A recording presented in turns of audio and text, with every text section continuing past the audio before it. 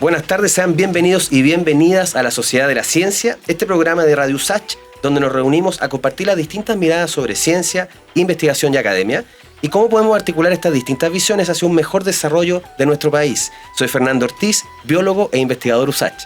Por aquí, Macarena Rojas Ábalos, bióloga y comunicadora científica. Aquí cada semana tratamos de traer aquellas conversaciones que nos permitan entender este mundo en el que habitamos, ¿no? Conversaciones no solo sobre lo urgente, sino que también sobre lo importante.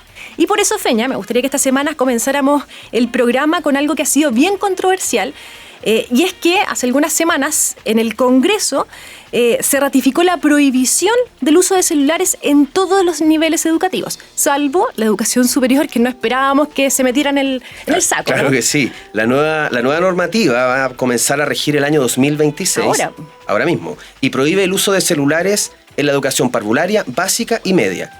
El centro, el corazón de la norma es que no se utilicen dispositivos móviles dentro de la sala de clase para evitar la obvia distracción, pero además la evidencia ha mostrado que podéis controlar acciones como ciberacoso, grabaciones no autorizadas, conflictos por redes sociales.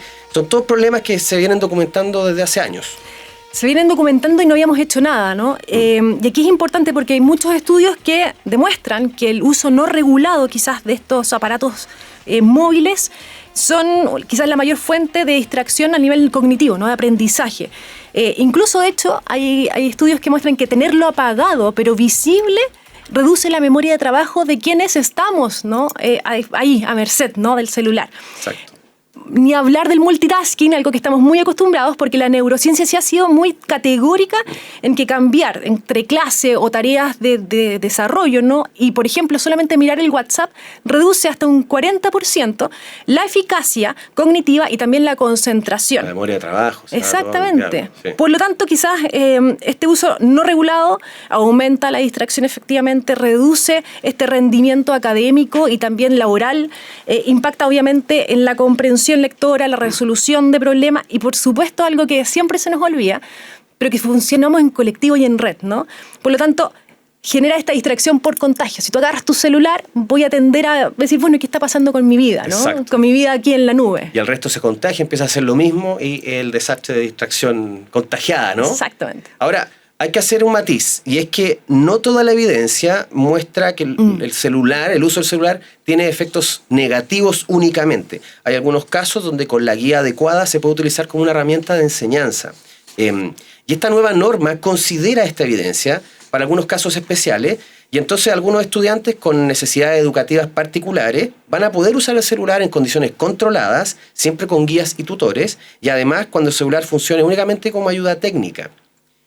¿Qué ha levantado la investigación científica en la última década respecto al uso guiado y acotado del celular? Cuando digo acotado, son algunas horas a la semana. Eso es importante. Esto dice que puede mejorar el aprendizaje, aumenta la motivación, favorece la inclusión, ayuda a estudiantes con algunas discapacidades y además potencia las competencias digitales, que es muy relevante en este momento donde tenemos que reducir estas brechas digitales entre la población, ¿no? Exacto, porque en esta nueva ley será la educación media, serán los liceos, serán los colegios quienes podrán definir aquellos espacios y también aquellos horarios, ¿no? Donde se va a permitir el celular. Esto con un programa, con una estrategia, no dejarlos ahí al libre albedrío, ¿no? Considerando también la autonomía progresiva de los estudiantes. No va a ser lo mismo la restricción que se dé en las primeras edades, no sé, quinto básico, a versus lo que está pasando ahí. Exacto, en cuarto medio, ¿no? Entonces no es una prohibición total, sino que también es una regulación, una restricción con espacios bien definidos. Y eso cambia también el panorama. Se incorpora un compromiso clave también en esta nueva ley, que es educar en ciudadanía digital, algo que no se había hecho hasta ahora. No se trata de prohibir por prohibir, se trata de también aprender a usar la tecnología de una manera responsable. Y de hecho no es una discusión que solo ocurre en nuestro país, hay muchos ejemplos en el mundo, en Francia, en Finlandia, en Brasil, de hecho acá al ladito, ya se han adoptado ciertas normas muy similares, con algunos casos de harto éxito, en Francia en particular, donde está prohibido para recreo, viajes escolares. Sí, pero en Francia es medio categórico, tú dejas el celular, ¿no? Exacto, se deja fuera. Acá también hay algunos ejemplos que se han utilizado de manera extra norma, claro. Y tienen algunos datos ya. Pero lo importante es que esta nueva ley, para lo que nos convoca en este programa, es un muy buen ejemplo de la incorporación de evidencia científica a una normativa que va a afectar a nuestra sociedad. y aquí hay que ser enfático, los estudios nos muestran que el uso del celular es malo por sí mismo. Hay muchos reportes que indican que el uso de realidad aumentada, por ejemplo, en clases de ciencias naturales, mejora mucho la retención de contenido, o algunas aplicaciones de lectura asistida para gente que tiene dislexia. Entonces, la clave no está en el uso, sino en el cómo se usa. Y el aparato no es el problema. Exacto, ¿no? No es un problema de la tecnología, sino cómo usamos esta tecnología. Y esta ley recoge esta información. Y se intentan equilibrar ambas cosas, que es reducir la distracción, ¿no? que todos conocemos que existe, pero además permitir que cuando esté bien diseñado sea una herramienta pedagógica. Exactamente. Y bueno, como toda política pública va a tener una revisión, y eso también es bueno, quizás debería ser más con espacios más acotados, pero sí. En marzo del 2030 el Ministerio de Educación va a tener que entregar un informe donde se evalúe para decidir si continuamos o no continuamos, hacemos ajustes, ¿no?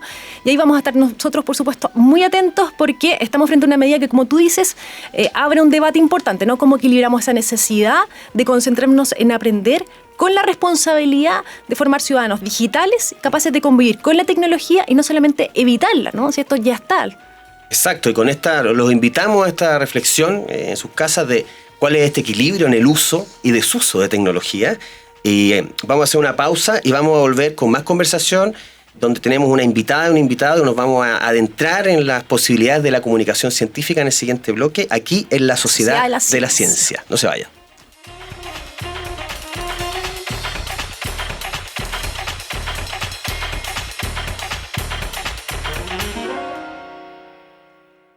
Bueno, Maca, cada semana en este programa hablamos de ciencia, pero también de algo igual de importante, y es cómo contamos esta ciencia.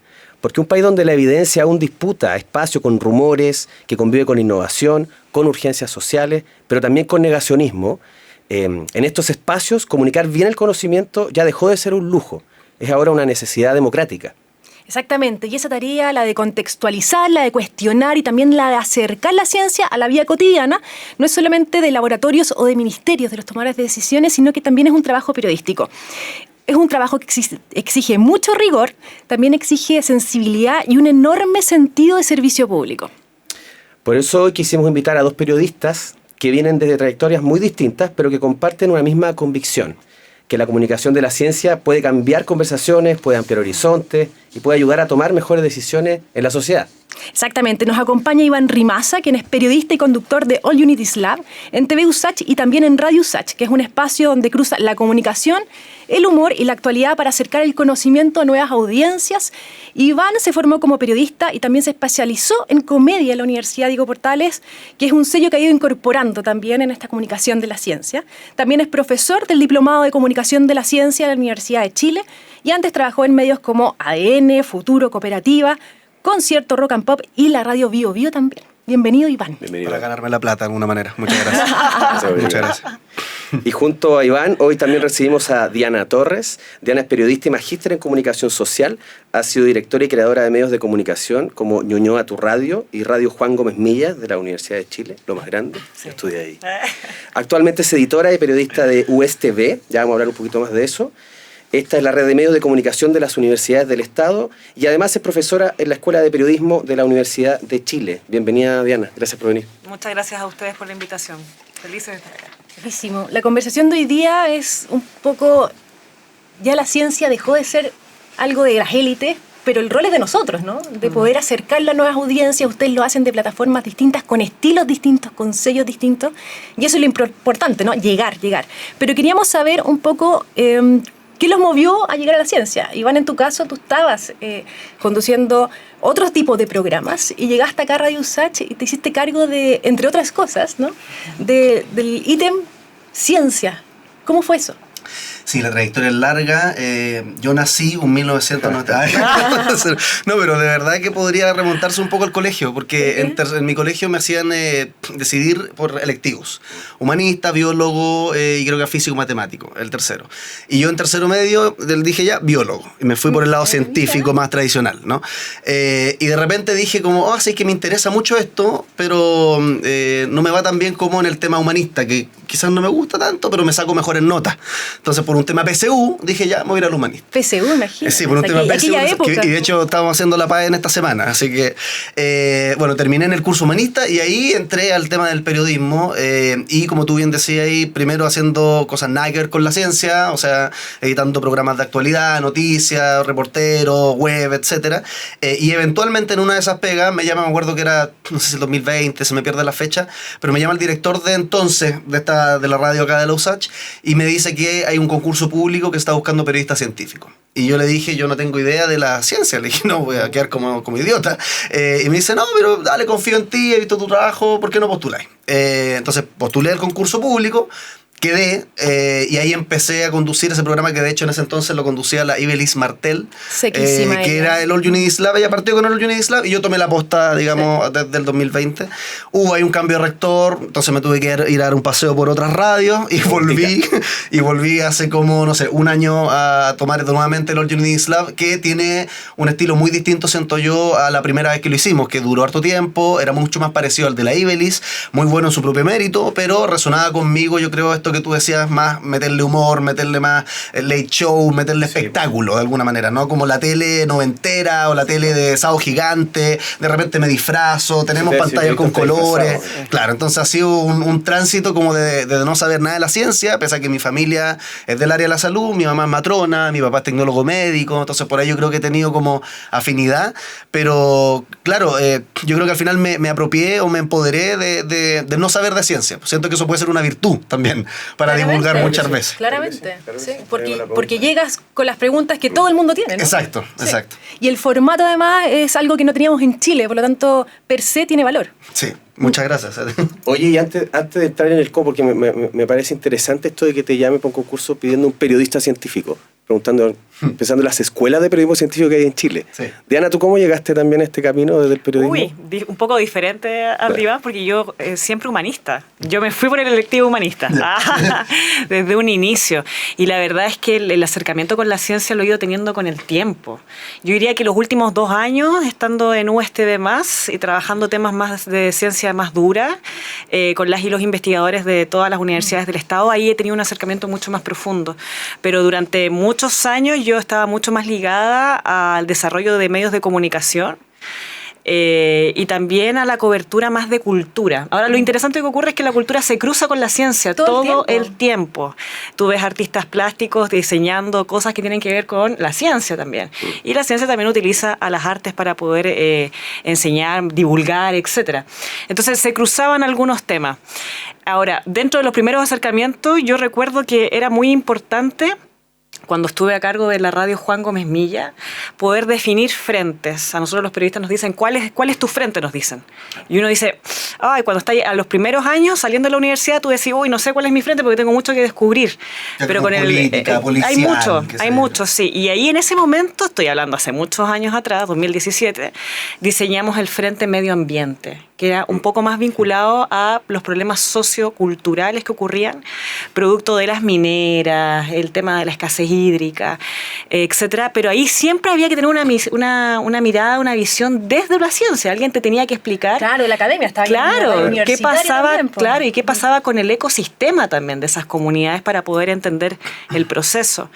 Y ya después, ahí fue como de a poquito fueron los acercamientos y ya después nos tocó crear y diseñar la primera radio comunal de Ñuñoa, que se llamó Ñuñoa Tu Radio. Aquí aprovecho de mandarle un saludo a Paula Altamirano, que es productora también de Radio USACH. Ella estuvo conmigo también desde la producción de esa radio. Y creamos un podcast que se llamaba Ondas en Choque, con la Tati Flores. Explicábamos los sismos a través de capítulos. Gran divulgadora científica. Y muy parecido Señorita Réplica también. Sí, Señorita Réplica. Sí. Y gran parecido. Sí. Y gran parecido en Instagram, por favor, es increíble. Es muy bueno el trabajo que hace. Hace poco recibí un premio también por divulgadora científica y hacíamos un podcast muy parecido a lo que hace Gabriel León con la ciencia pop, que tenía paisaje sonoro, tenía de todo, soniditos, tenía como tratábamos de generarte como una cierta sensación de que estabas escuchando inmerso. Inmersión total. Y después de eso, claro, me llego a USTB y ahí empezamos a trabajar ya con temas de ciencia y quedé fascinada. Y me pasó muy parecido a lo de Iván, porque yo de repente digo, si yo logro entender que soy tan humanista, siento yo.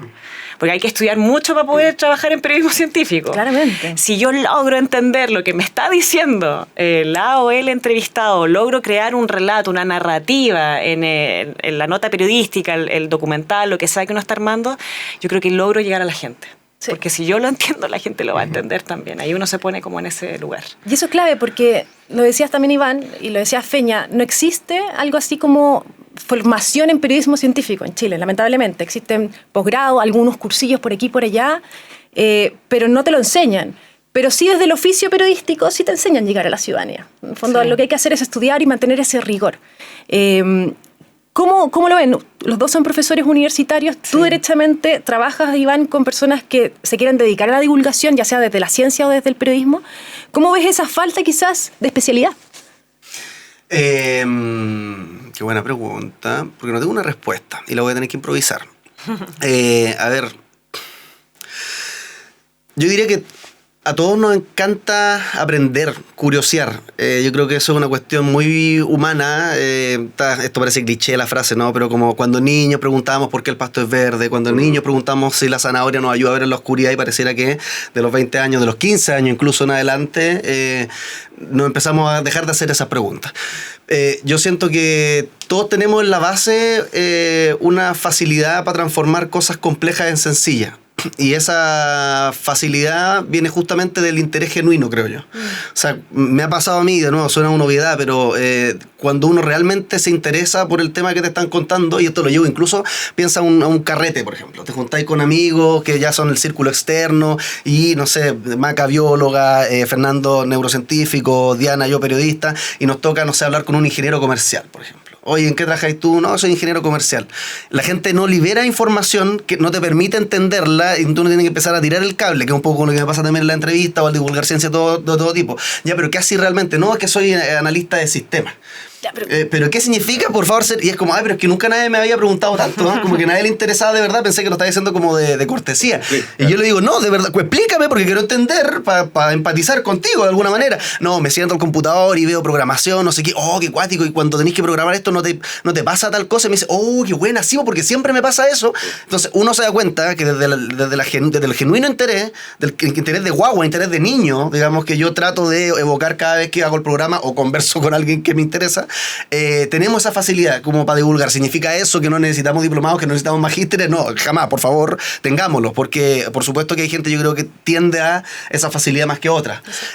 Pero también en el caso de los pocos diplomados que he ido viendo, ir actualizándolo, yo creo que es muy importante. Hay muchos diplomados, no sé si magísteres de comunicación de la ciencia en Santiago no existen, pero diplomados que los he revisado porque además participo de uno, y de hecho este debate lo hemos hecho internamente en la Universidad de Chile también, como ir actualizando la malla. Casi ninguno, al menos hasta este año, tenía la inteligencia artificial, por ejemplo, y la inteligencia artificial ya es vieja. Que tiene que estar metido. O sea, la inteligencia artificial ya es como no querer usar ChatGPT, es como no querer usar internet. Claro. De alguna manera. ¿Cómo ocupamos estas herramientas para ayudarnos, ¿no? Claro, entonces, respondiendo a tu pregunta de alguna manera, con toda esta bola que me di, yo diría que ya todos tenemos una facilidad, aunque no la queramos reconocer, así como pasa con dibujar, como pasa con dibujar, que muchas veces nuestra baja autoeficacia al hacer ciertas cosas hace que nos limitemos. Entonces, como yo no sé dibujar, yo no sé hablar de cosas complicadas de ciencia, todos lo sabemos hacer. Diría eso por una parte. Segundo, falta formación, sí falta, y la poca que hay, yo creo que hay que actualizarla, porque está buena, pero podría estar en el futuro, mejor, que es como yo esperaría que estuviera. Sí. Oye, ¿ustedes saben, Diana, de experiencias internacionales al respecto? Sí, mira, yo justo estaba terminando la semana pasada un curso de la Universidad de Valencia. Es una microcredencial sobre periodismo científico, y hice uno antes también que era de inteligencia artificial aplicada, y es impresionante lo que tú puedes hacer con ambas herramientas para poder divulgar de una manera rápida y llegar con los contenidos y crear tu audiencia y poder conquistarla efectivamente.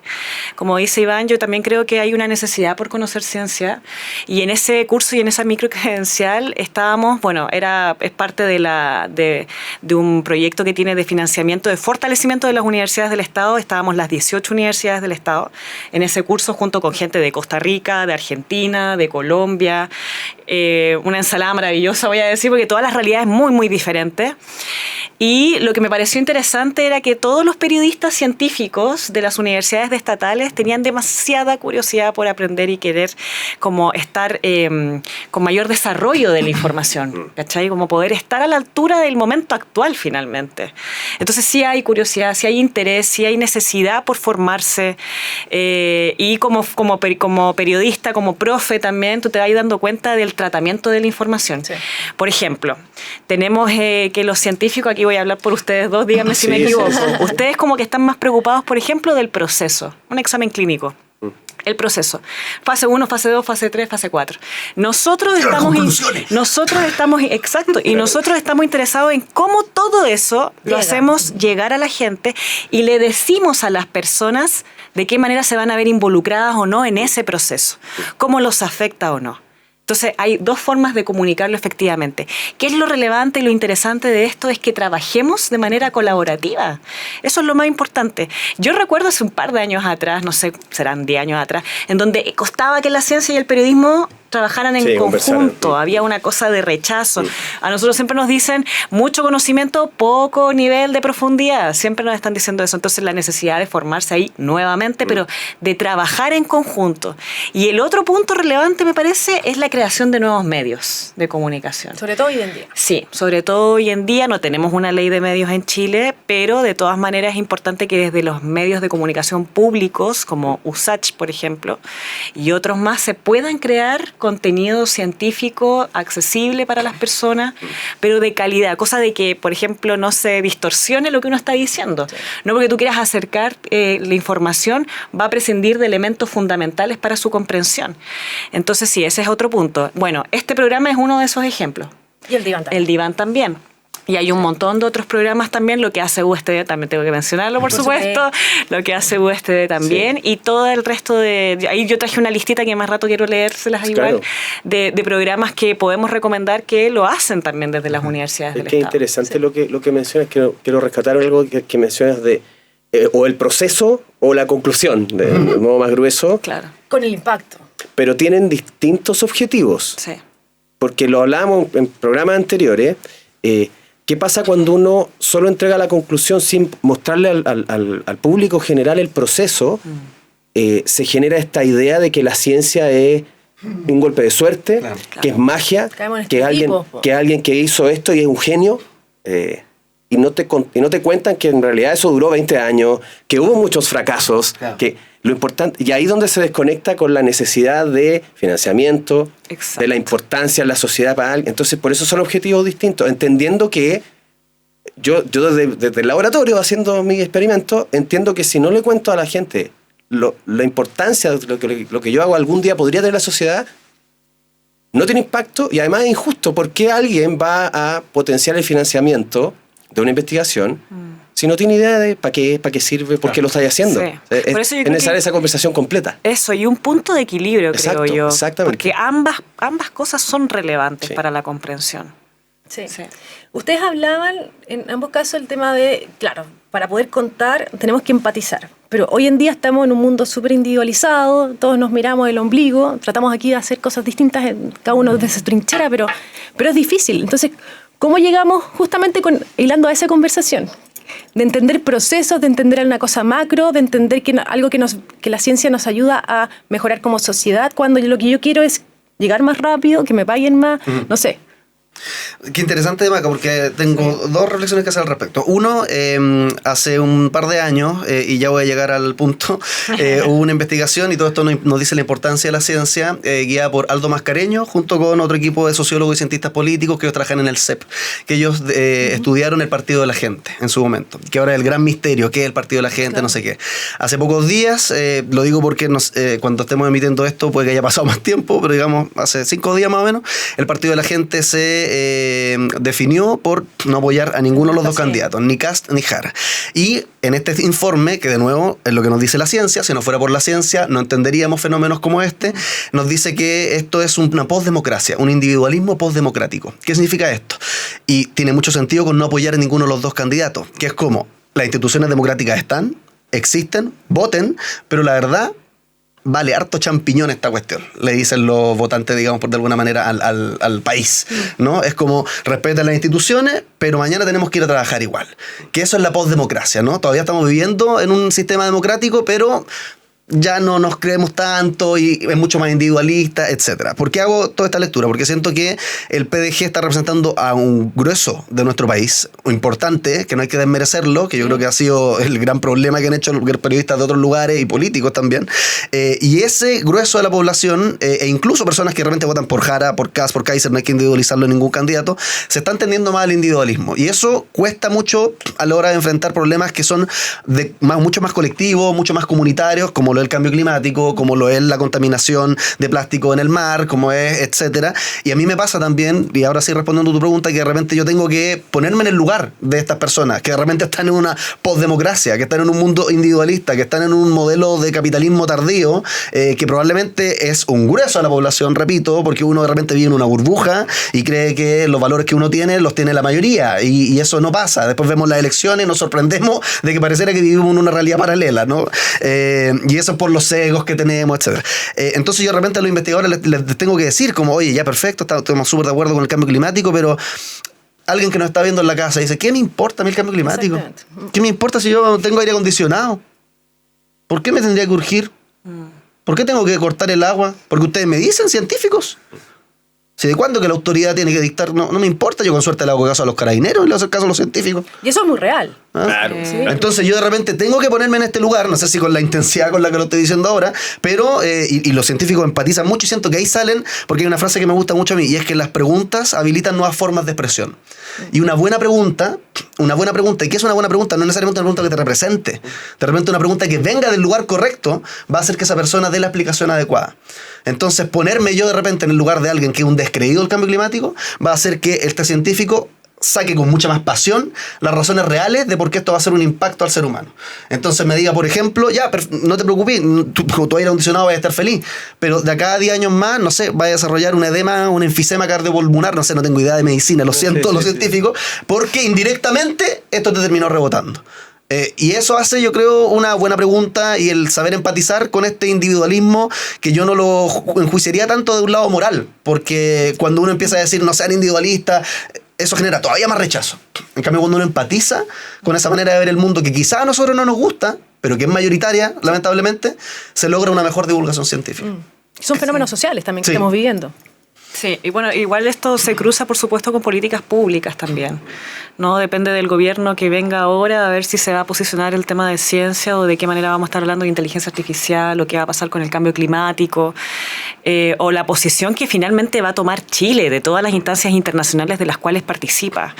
Y ahí es súper importante también el hecho de, yo insisto con el tema de los medios de comunicación, porque efectivamente hace un par de, no sé, semanas atrás creo haber visto un video en TikTok, y ahí voy a mencionar importante TikTok, porque es tremenda esa red social cómo se mueve, de Tere Paneque hablando de que a la gente sí le importa la ciencia, la gente sí quiere saber y quiere escuchar. Ella estuvo 45 minutos en un matinal hablando efectivamente de lo que pasaba desde la astrofísica, digamos, pero desde la astronomía, quiero decir, pero también falta que haya disposición de esos medios de comunicación. Yo el llamado que siempre hago es que nos informemos por otras vías, básicamente, sí, ¿no? Medios de comunicación comunitarios, independientes, públicos también, que son tan relevantes, porque el privado uno sabe quién está detrás. Aquí es como la teoría del encuadre, el frame. Exactamente. ¿No? Uno sabe de dónde viene, digamos, el financiamiento también, y cuál es la pauta de temas que se quiere posicionar. Y que van a dejar totalmente de lado. Y ahí volvemos de nuevo con el tema del ser individualista o no dentro de una sociedad en la cual uno está inserto, porque los medios te muestran una realidad, los medios hegemónicos te muestran una realidad, y por otro lado tenía otros medios que te están diciendo, no, por ahí no va la cuestión. Esta es la realidad que está viviendo la gente. Entonces hay una necesidad de apertura ahí. Yo creo que hay un problema también ahí de la mano también. Yo tiendo a querer como que haya esperanza, pero uno también dice qué pasa con la educación, porque la gente de repente se queda en un status quo, también en la ignorancia, no busca información y se queda con lo que está pasando en redes sociales. TikTok es una red social muy compleja para la ciencia. Hay mucho fake news ahí habitando, donde es necesario combatirlo precisamente y de maneras mucho más creativas también. Que ellos, sí. Esta es una opinión completamente personal y no representa a nadie más que a mí. Yo creo que aquellos personajes siniestros que se han encargado de ir achicando y empeorando nuestra educación, lo han logrado, po. Sí. En los últimos 20 o 30 años nuestra sociedad ha tenido una caída en las horas de historia y geografía, sí. por empezar a nombrar cosas. La educación cívica. La educación cívica que desaparece, filosofía. Los idiomas, filosofía, debate que ya no existen. Sí. Yo en la más persecutoria no creo que eso sea casual. No, porque eso le sirve a alguien. ¿A quién le sirve tener una población con una educación más o menos nomás? Hace que, lo decía Carl Sagan, si tú educas bien a la población general, te van a venir a cuestionar. Exacto. Y un poco retomando lo que decía Iván, si tú querís sacar cosas nuevas, tenés que discutir con aquel que está en desacuerdo contigo, no el que está de acuerdo contigo, porque si está en desacuerdo te va a poner ahí un desafío de convencerlo, como decís tú, ¿cómo convenzo a esta persona de la ciencia? Bueno, y conectando lo que dice Fernando, de hablar con la gente que está en desacuerdo con lo que dice Diana, de los medios de comunicación concentrados, que hoy día, para que sepan, existe un consorcio, se llama Prisa Media, tienen más de 10 radios a su haber, claro. Pudahuel, Infinita, ADN, Futuro, las dos editoriales que tienen más del 80% de las publicaciones en Chile, Planeta, Penguin, donde las otras como LOM y más pequeñas tienen que luchar por aquello, los medios de comunicación, los periódicos lo mismo, el Mercurio, La Tercera, el Duopolio. Entonces, frente a este nivel de concentración mediática, que a la que nos trajo, digamos, el sistema que nos impera, hay que enfrentarlo no eligiendo un medio u otro. Muchas veces estudiantes o practicantes me dicen como, Iván, ¿qué radio o qué medio tengo que escuchar? Sí. Como que sea honesto, que sea objetivo, etcétera. Exacto. Claro. Y yo les digo, ninguno por sí solo, ¿cachai? Tenés que escuchar el medio, como decía Fernando, de los que odias, de los que amas, y uno entre medio alternativo. Y porque el ejercicio es muy interesante. Y comparar. Eso te enriquece el análisis. Darte cuenta como la misma noticia se ve patas para arriba dependiendo de quién la cuenta. Sí, ahora un solo punto antes de que continuemos, el tema de redes sociales, yo creo que es súper relevante. Sí. Tenemos a periodistas científicos o periodistas que en general estudiamos para poder entregar información, y por otro lado tienes a los influencers. Entonces ahí es un temón, porque finalmente, claro, uno estudia para tener un criterio periodístico basado en la ética, en el tratamiento de la veracidad de la información, y por otro lado, claro, tenéis influencers que se mueven bajo otros intereses. Entonces también, por ejemplo, en mi caso, a mis estudiantes también los incito a meterse precisamente al mundo de las redes sociales, porque es el espacio que además habitan su género. Pero es ir a pelearlo, efectivamente. Nosotros, por ejemplo, tratamos de ir a buscar a nuestra audiencia, que es un poco etérea, porque hablamos de un medio de comunicación que es digital, que busca tratar de definir una audiencia que va entre los 24 y los 55 y más. Entonces, ¿cómo los vaya a conquistar? ¿Cómo les vaya a entregar información? ¿Cómo así es efectivo ese intercambio de comunicación? Yo creo que también es relevante tratar de buscar herramientas creativas y poder habitar esos espacios. De repente decimos, no, TikTok, no, mejor no, pero ¿sabéis qué? A nosotros, yo la otra vez lo conversaba con una periodista científica y me decía, TikTok es del terror, me decía, porque muchas falsedades. Yo le dije, yo creo que hay que ir a disputarlo en realidad. Exacto. Eso es lo que hay que ir a hacer. Y crear, digamos, contenidos acorde a segmentos de tallo. Los más jóvenes están ahí. Exactamente, por eso de las audiencias hay que segmentarlas y hay que llegar con el contenido que ellos necesitan. No es como decir lo que yo quiero hablar, ¿no? Exacto. Sí, se nos está pasando muy rápido el tiempo, la verdad. Pero no quiero que bajemos a los programas de cada uno, ¿no? En el caso tuyo, Diana, cuéntanos un poco, cortito, ¿qué es USTV? ¿Con cuántos programas estás ahora? ¿Y cuál es la apuesta? Te vamos a ver en Congreso Futuro, por ejemplo. Por supuesto que sí, invitados a todos y a todas a seguirnos por nuestras plataformas digitales. Bueno, USTV Más es la red de medios de comunicación de las universidades del Estado de Chile, es asociativa, sin fines de lucro, que busca hacer televisión pública, educativa y cultural. Nosotros estamos en una red muy interesante, porque si bien no están las 18 universidades, esto funciona como son socios, digamos, son 13 de las 18. Y con ellos trabajamos precisamente en Red Dos Contenidos. Entonces, armamos una parrilla que está nutrida por los canales de televisión y las producciones de universidades que tienen producciones que no tienen canal, que las puedan sacar por esa vía, y se pueda difundir también. Y además nosotros tenemos un noticiero que me gusta hablar del noticiero porque si bien es es súper contrahegemónico porque tiene noticias que no tienen que ver con lo político actual o con lo económico, a la gente sí le gusta, a la gente sí lo ve. O sea, hay un interés por cultura, digo, ciencia, educación, etcétera. Y ese noticiero se ve además a través del canal del Senado, de la Cámara de Diputados también, del canal, y además a través de los medios de Uchile TV, por ejemplo, TV USACH también está, el canal de la Universidad de Tarapacá, de la UFRO, de la Universidad de Los Lagos. Entonces hacemos una programación en red. Y además nosotros somos parte de la Asociación de Televisiones Educativas y Culturales, ATEI, que es iberoamericana, por lo tanto los contenidos que se producen en las universidades del Estado tienen salida hacia Iberoamérica. También hay concursos ahí, Createi, que pueden participar también porque tiene para radio, podcast, muy bueno. Y bueno, eso como en el trasfondo de lo que es USTV+. Y nosotros, bueno, tenemos programas que ahora viene una tercera temporada ya de lo que es Congreso Futuro, que son entrevistas importantes. Nosotros somos parte, también somos media partner de Congreso Futuro. Y estamos en la transmisión en vivo también. Así que vamos a sacar, por supuesto, una nueva temporada. Y lo interesante de trabajar en red es que lo hacemos precisamente con colegas de otras universidades. El año pasado estuvimos con nuestro querido Iván Rimasa, aquí desde TV USACH, pero también estuvo Francisco de Uchile TV, estuvo también Cristian Luco de la UTEM y Natalia Bobadilla de la UMCE, lo que hace algo mucho más enriquecedor y porque no hay que olvidar las identidades también. Tienen que estar plasmadas en un canal que es tan diverso. Así que eso es lo que hacemos. Sí, gracias Diana. Iván, por tu lado, All You Need Is Love, tú decías al principio, claro, partió una primera temporada con algo quizás más tradicional a lo que estamos acostumbrados. Hoy ya es como casi un LED show, ¿no? Sí, a mí, yo diría, el eslogan del programa es el show de ciencia más querido del mundo. ¿Del mundo o de Chile? Del mundo. Del mundo. Me encanta, Me gusta el mundo. El show de ciencia más querido del mundo. Y que también lo pensé harto por lo mismo, ¿no? Como me encantan los eslóganes que son incomprobables.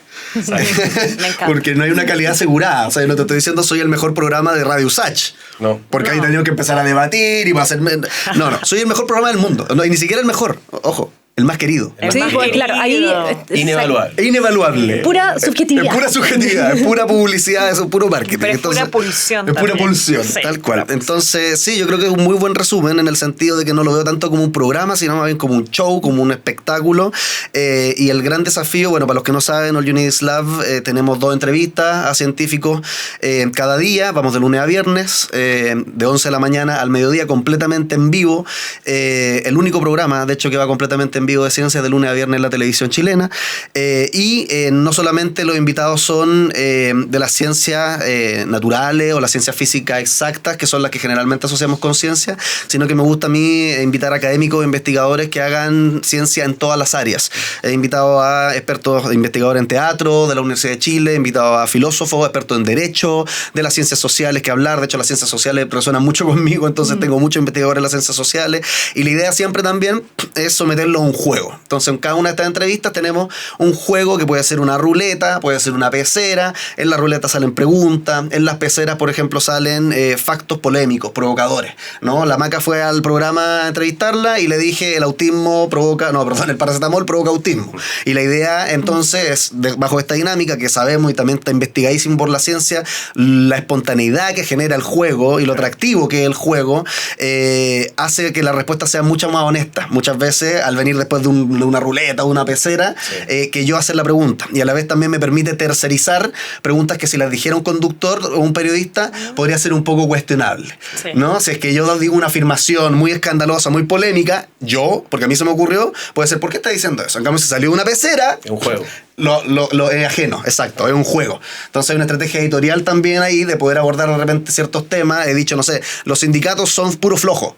Y la investigadora en ciencias sociales dice, no, la evidencia, cómo aportan a la movilización social, no. Entonces, de repente, frases provocadoras que yo no podría decir. Pero son frases que uno escucha en la calle. Que uno escucha en la calle, sí, al final, 100%. Entonces, las pongo ahí en la pecera y la idea es que el experto las desmienta, ¿no? Y además tenemos otras secciones, aparte de esas 2 entrevistas, una que se llama Ciencia al Paso, que revisamos noticias, estudios, papers, eventos, no sé, este fin de semana el MIM va a tener no sé qué, o salió una investigación que dice esta otra cosa. Hay una que se llama Máquina del Tiempo. La Máquina del Tiempo recorremos hacemos en base a preguntas estimulantes, digamos, desde el pasado hasta la actualidad. Por ejemplo, ¿cómo era la menstruación en la antigüedad? Entonces empezamos desde los egipcios y los babilonios, digamos, pasando por la Edad Media hasta el presente. ¿Cómo eran las camas en la antigüedad? ¿Cómo era el agua potable en la antigüedad? ¿Cómo era la agricultura en la antigüedad? ¿Cómo era, etcétera? ¿Cómo cocinábamos en la antigüedad? Insisto, todo esto de lunes a viernes. Todos los días tenemos una distinta. Y por lo mismo también, eso del programa, hemos sacado algunos spin-off, por decirlo de alguna manera. Así como Breaking Bad tiene Better Call Saul, nosotros tenemos el All You Need, que es el programa como base, y tenemos como spin-off uno que se llama All You Need en la calle, donde salimos a la calle a hacer nota y buscar ciencia en museos, panoramas, etc. Y el otro que se llama La Máquina del Tiempo también, que dura, son clips de 2 minutos, donde básicamente la misma sección que sale al aire, como era tal cosa en la antigüedad y un recorrido, pero con una pantalla verde y yo floto por el espacio, no sé qué cuestión. Entonces ese es como el universo All You Need Stuff, diría yo. Sí, ¿no? Y es súper importante porque en el fondo son estos otros formatos los que nos permiten de verdad, o sea, además del mérito de estar todos los días con un programa de ciencia en vivo, es llegar a distintas audiencias, es lo más increíble. Sí, yo quería dar un datito ahí de algunos programas para que podamos ver la diversidad también de Chile. Científicos en Acción, de la Universidad de los Lagos, Chile País de Ciencia, de UFROmedio, Ciencia en 10 Minutos, de la Universidad de O'Higgins y también la teoría del ICAL, que es de la Universidad de La Serena. Ahí también mencionar a algunas periodistas como la Pamela Simonetti, la Luz Fariña, la Carolina Aliaga de la Universidad de Chile, así que se está haciendo... Efecto ciencia también. Sí, se está haciendo muchas cosas por divulgación. Muchas cosas que quizás no están en los medios tradicionales y por tanto son invisibilizadas. Y esto, el rol de nosotros también es poder diversificar, ¿no? Justamente hablando de los medios hegemónicos. Exactamente. Pero se nos acabó el tiempo. Viene muy a colación. Se nos acabó el tiempo, la conversación podría haber dado para muchísimo más. La pauta pregunta no se llevó a cabo, como siempre en este programa. Las mejores entrevistas son esas. Sí. Iván Rimaza y Diana Torres, muchísimas gracias por acompañarnos en este programa. Muchísimas gracias a ustedes. Feña, vamos cerrando, ¿no? Sí, vamos cerrando este capítulo de esta semana y ya nos vemos la próxima nomás, pues, Maca. Exactamente. En el próximo episodio. Sí, así que ya saben, todos los viernes de 13 a 14 horas. Por Radio USACH y nos vemos también en el canal de YouTube de la USACH. Ahí tenemos nuestro programita. No se olviden de la sociedad de la ciencia. Chao, chao. Chao, chao.